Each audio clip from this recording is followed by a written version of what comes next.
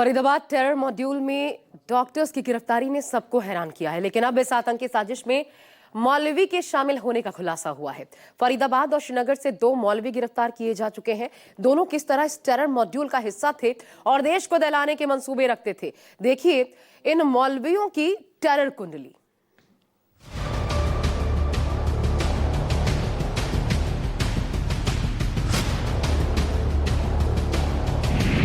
आतंक के कितने मौलवी, टेरर मॉड्यूल से पोल खुली।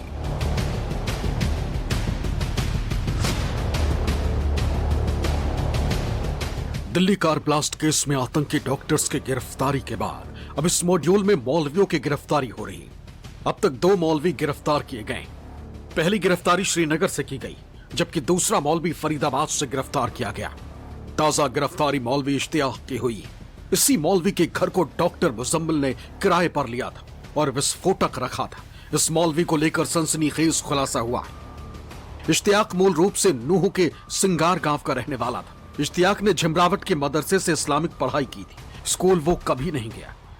साल 2005 में अल फलाह यूनिवर्सिटी कैंपस में स्थित मस्जिद में नौकरी मिली। इसके एवज में अल फलाह से उसे 10,000 रुपए मासिक सैलरी मिलती थी। फतेहपुर तगा गांव में घर बनाया हुआ था। इसी घर को मुजम्मिल को किराए पर दिया था। घर से पुलिस ने विस्फोटक बरामद किया। डॉक्टर मुजम्मिल 5 वक्त का नमाजी था। वो मस्जिद में नमाज पढ़ने आता। यही मुजम्मिल और इश्तियाक के बीच दोस्ती हुई। फरीदाबाद टेरर मॉड्यूल और इश्तियाक के बीच संपर्क को जांच एजेंसी खंगाल रही।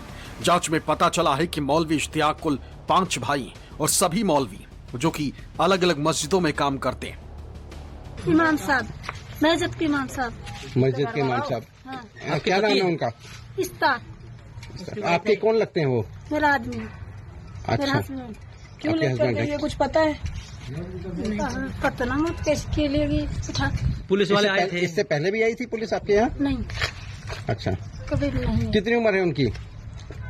वही 35 साल की। घर में विस्फोटक रखे जाने को लेकर सफाई ये कि बोरों में विस्फोटक को डॉक्टर मुजम्मिल खाद बताया करता था। लेकिन सवाल यह है कि डॉक्टर का खाद से क्या काम था। ऐसे में माना जा रहा है कि मौलवी इश्तियाक डॉक्टरों के इस टेरर नेक्सस का हिस्सा हो सकता है। इस मामले में हाफिज मोहम्मद इश्तियाक को भी पुलिस ने गिरफ्तार किया है। आपको बता दें कि यह मौलवी है जो कि बड़े गांव सिंगार फरीदाबाद का ही रहने वाला है और इसने ही मुजम्मिल को किराए का मकान दिलाया हुआ था। और इस पूरे मामले में पुलिस की जांच जब आगे बढ़ी तो यह पता चला कि यह यूनिवर्सिटी अल फलाह में जो उर्दू डिपार्टमेंट है उसमें यह पढ़ाया भी करता था मस्जिद में जाकर। और इस पूरे मामले में अब तफ्तीश आगे बढ़ रही है। आपको बता दें अल फलाह यूनिवर्सिटी के अंदर ही मौजूद है वो मस्जिद जहां पर हाफिज मोहम्मद इश्तियाक पढ़ाया करता था। दिल्ली में ब्लास्ट 10 नवंबर की शाम को हुआ, लेकिन इसके तार श्रीनगर के नौगाम से गिरफ्तार मौलवी इरफान अहमद वाघे से भी जुड़ गए। मौलवी इरफान अहमद वाघे को 20 अक्टूबर को शोपिया से गिरफ्तार किया गया था। मौलवी इरफान अहमद वाघे को लेकर कई चौंकाने वाली बातें सामने आई। शोपिया का रहने वाला इरफान कोई साधारण मौलाना नहीं था। साल 2019 से पहले मौलवी इरफान पत्थरबाजी का सरगना था।